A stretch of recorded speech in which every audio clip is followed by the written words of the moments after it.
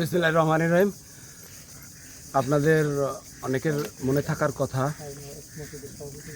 আজকে বর্তমান প্রধানমন্ত্রী জনাব তারেক রহমান সাহেব যে খাল খনন কর্মসূচি হাতে নিয়েছেন, দিনাজপুরে উদ্বোধন করেছেন, তা কিন্তু শহীদ রাষ্ট্রপতি জিয়াউর রহমান সাহেবেরই খাল খনন কর্মসূচির ধারাবাহিকতার অংশ।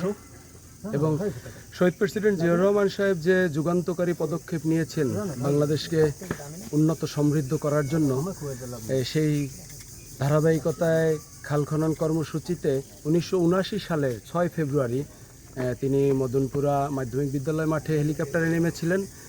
আমরা ছোট ছিলাম না, আমার জন্মও হয়নি তখন। সেই সময় উনি খুব কাছেই এসে একটি খাল আছে, এখানে খালটি খনন কর্মসূচি উদ্বোধন করেন। পরবর্তীতে কোনো না কোনো কারণে আজকে এই যে দেখতে পাচ্ছেন এই ভিত্তি প্রস্তর, এটা উদ্বোধন করেছিলেন শহীদ রাষ্ট্রপতি জিয়াউর রহমান। আপনারা দেখতে পাচ্ছেন এই খালটাই এখানে তিনি মাটি কেটে এই খাল খনন কর্মসূচি উদ্বোধন করেছিলেন।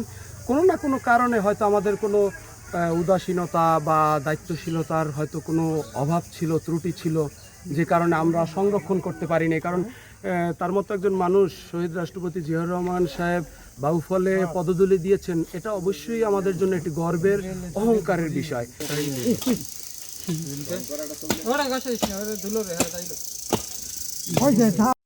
নিচে নামবো, সমস্যা কি?